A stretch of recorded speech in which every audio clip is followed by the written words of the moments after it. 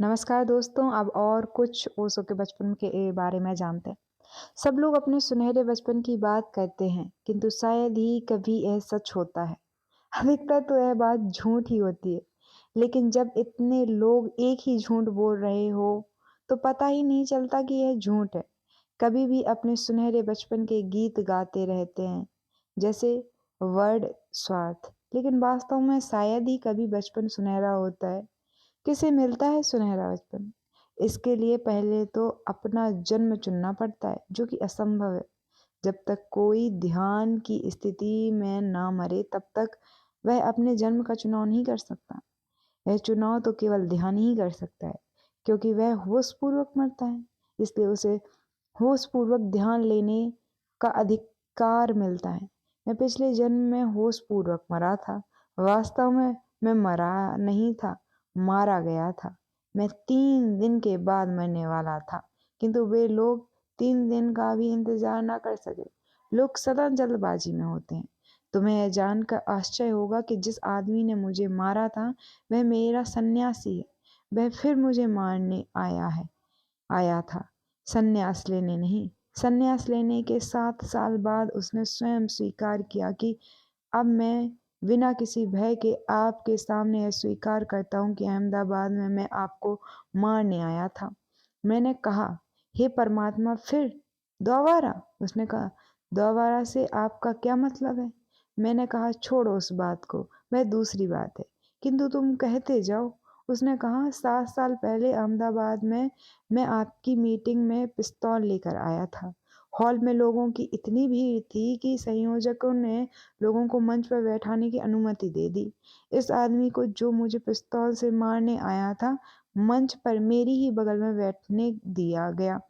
कितना अच्छा अवसर था, चूक कैसे गया? मैंने कहा, तुम इस अवसर को चूक कैसे गए? इस पर उसने कहा कि मैंने आपको इससे पहले कभी नहीं सुना था। आपके बारे में सुना तो था। अब जब मैंने आपको सुना तो मैंने सोचा कि आपको मारने की बजाय मुझे आत्महत्या कर लेनी चाहिए। इसलिए मैंने संन्यास लिया। यह मेरी आत्महत्या है। 700 वर्ष साल पहले इसी आदमी ने मेरी हत्या की थी। इसने मुझे विष दिया था। उस समय भी यह मेरा शिष्य था, परंतु जुदास के बिना जीसस का होना मुश्किल है। मैं होशपूर्वक मरा, इसलिए मुझे होशपूर्वक जन्म लेने का अवसर मिला। मैंने अपने माता पिता को चुना। इस पृथ्वी पर हजारों मूर्ख प्रतिक्षण संभोग कर रहे हैं और लाखों अजन्मी आत्माएं किसी भी गर्भ में प्रवेश करने को तैयार हैं। मैंने वो उपयुक्त क्षण की प्रतीक्षा में 700 साल इंतजार किया, और वह क्षण मुझे मिला। इसके लिए मुझे अस्तित्व को धन्यवाद देना चाहिए। लाखों वर्षों की तुलना में 700 साल कुछ नहीं है। केवल 700 साल, हाँ, केवल 700 साल। मैंने एक गरीब किंतु बहुत ही अंतरंग दंपत्ति को चुना। मेरे पिता के हृदय में मेरी माँ के लिए इतना प्रेम था कि कभी उन्होंने किसी स्त्री को उस दृष्टि से नहीं देखा। इसकी तो कल्पना भी नहीं की जा सकती। मैं जो कि अनेक प्रकार की कल्पनाएं करता हूँ, यह कल्पना नहीं कर सकता कि मेरी माँ ने स्वप्न में भी किसी और पुरुष के बारे में सोचा हो। यह असंभव है। मैं दोनों को जानता था। वे इतने घनिष्ठ, एक दूसरे के प्रति इतने प्रेमपूर्ण, इतने संतुष्ट, इतने परिपूर्ण थे कि वे गरीबी में भी बहुत प्रसन्न थे। परस्पर प्रेम के कारण ही वे गरीबी में इतने समृद्ध थे। मैंने अपने माता पिता को कभी भी आपस में झगड़ते नहीं देखा। सच तो यह है कि ऐसा शायद ही कोई दंपत्ति होगा जो झगड़ा नहीं करता होगा। परमात्मा ही जाने ऐसे लोग प्रेम कब करते हैं। मैंने अपने माता पिता को आपस में झगड़ते या एक दूसरे पर झुंझलाते कभी नहीं देखा। लोग चमत्कारों की चर्चा करते हैं। मैंने तो एक ही चमत्कार देखा है कि मेरी माँ मेरे पिता पर कभी नहीं झुंझलाई, ना कभी उनकी नुक्ताचीनी की।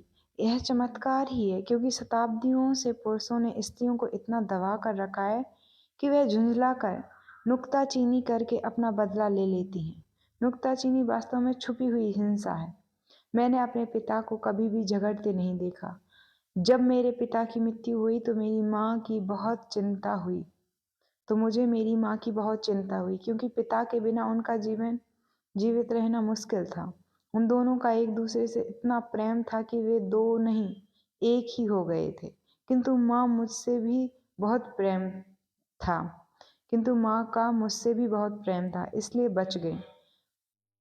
मुझे तो सदा माँ की चिंता रही है। मैं अपने पास ही रखना चाहता था ताकि मृत्यु के समय वे परिपूर्णता का, पूर्ण तृप्ति का अनुभव करें। अब मैं जानता हूँ, मैंने उनके भीतर देखा है और मैं तुमसे कहता हूँ और तुम्हारे द्वारा एक दिन सारे संसार को मालूम होगा कि वे समाधि को प्राप्त हो गई हैं। मैं उनका अंतिम लगाव था, किंतु अब उनके लिए लगाव ही नहीं रह गया। उनको संबोधि मिल गई उनको संबोधि मिल गई उनको संबोधि मिल गई है। वे अशिक्षित और सरल महिला हैं। उनको तो यह भी नहीं मालूम कि संबोधि क्या होती है। यही तो खास बात है, वही तो सौंदर्य है। कोई भी समाधिस्थ हो सकता है बिना यह जाने कि समाधि क्या है। और यह भी हो सकता है कि तुम्हें समाधि के बारे में सारी जानकारी होते हुए भी तुम समाधि को उपलब्ध ना हो सको। मैंने इस दंपत्ति को चुना जो सीधे साधे सरल देहाती थे। मैं राजा और रानियों को भी चुन सकता था। यह मेरे हाथ में था। सब प्रकार के गर्व मुझे उपलब्ध थे, किंतु मैं भी बहुत ही सरल और सादी रुचि का व्यक्ति हूँ। मुझे सबसे बढ़िया से ही संतोष होता है। यह दंपत्ति गरीब थे। मेरे पिता के पास केवल 700 रुपये थे। बस यह उनकी संपत्ति थी। फिर भी मैंने उनको अपना पिता चुना। उनकी जो संपन्नता थी उसे आंखें नहीं देख सकती, उसका अभिजात दिखाई नहीं देता था। तुम में से बहुत लोगों ने देखा है, तुमने देखा होगा कि वे कितने प्यारे व्यक्ति थे। वे इतने सीधे और सरल थे कि उन्हें देहाती कहा जा सकता था, परंतु वे बहुत समृद्ध थे, सांसारिक अर्थ में नहीं, दूसरे अर्थ में। उनकी पूंजी केवल 700 रुपये ही थी। मुझे तो इसका पता भी ना था। मुझे तो तब पता चला जब उनके व्यापार का दिवाला निकल रहा था और वे बहुत प्रसन्न थे। मैंने उनसे पूछा, दादा। मैं उन्हें दादा कहता था। दादा का अर्थ है पिता। मैंने कहा, दादा, आप तो जल्दी ही दिवालिया बनने वाले हैं और आप इतने खुश हैं। क्या ये अफवाहें गलत हैं? उन्होंने उत्तर दिया, नहीं, ये अफवाहें बिल्कुल ठीक है, दिवाला निकलेगा ही। लेकिन मैं खुश हूँ क्योंकि मेरे पास 700 रुपये बचा कर रखे हैं। इसी पूंजी से मैंने काम शुरू किया था और मैं तुम्हें यह जगह दिखा देना चाहता हूँ जहाँ मैंने उन रुपयों को रखा है। तब उन्होंने यह जगह मुझे दिखाई जहाँ पर 7 रुपये रखे थे और उन्होंने कहा, चिंता की कोई बात नहीं। मैंने 700 रुपये से धंधा शुरू किया था। इससे अधिक हमारा है ही नहीं, इसलिए बाकी सब जाता है तो जाए। जो हमारा है वह यहाँ छिपा हुआ है। यह मैं तुम्हें इसलिए बता रहा हूँ क्योंकि तुम मेरे सबसे बड़े बेटे हो। इस जगह को याद रखना। सो इसके बारे में मैं जानता हूँ। उस जगह के बारे में मैंने कभी किसी को बताया नहीं और बताऊंगा भी नहीं। अपनी उदारता के कारण उन्होंने अपना रहस्य मुझे बता दिया, किंतु ना मैं उनका छोटा बेटा हूँ, ना वे मेरे पिता हैं। वे हैं और मैं हूँ। पिता और बेटा तो मात्र शिष्टाचार है। वे 700 रुपये जमीन में कहीं गड़े हुए हैं और वे कहीं वहीं रहेंगे जब तक कि संयोगवश कोई उन्हें पा ना ले। मैंने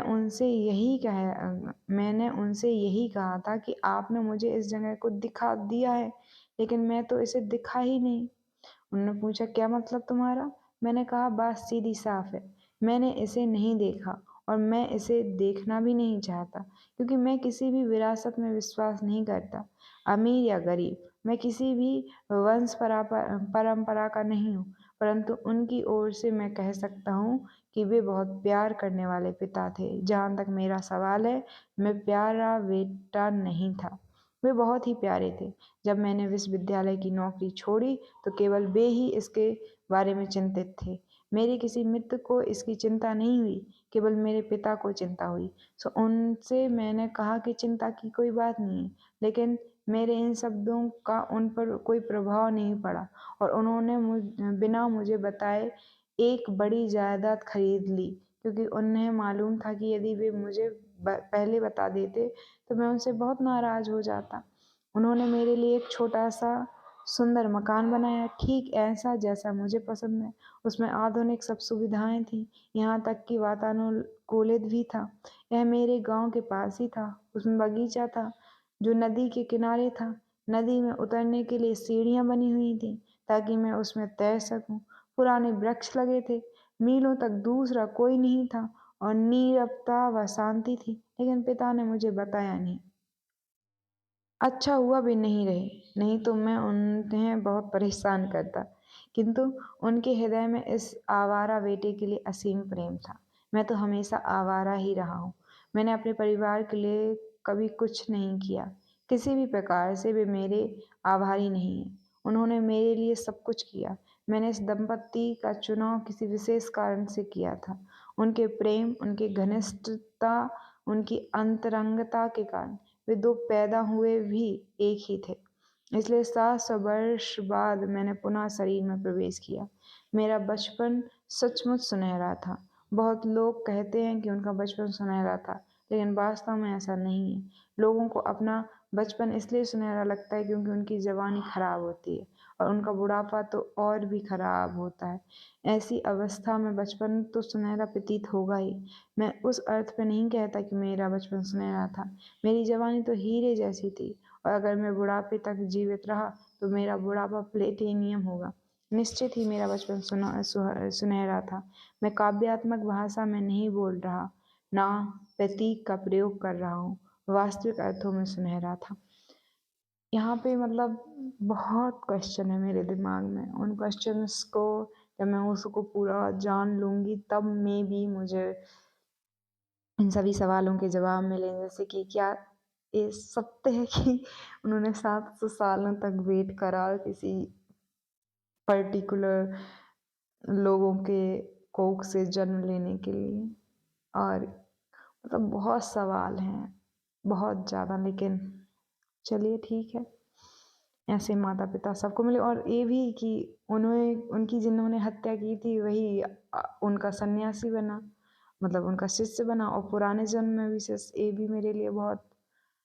चलो पढ़ते हैं, मज़ा आ रहा है वाक़ई।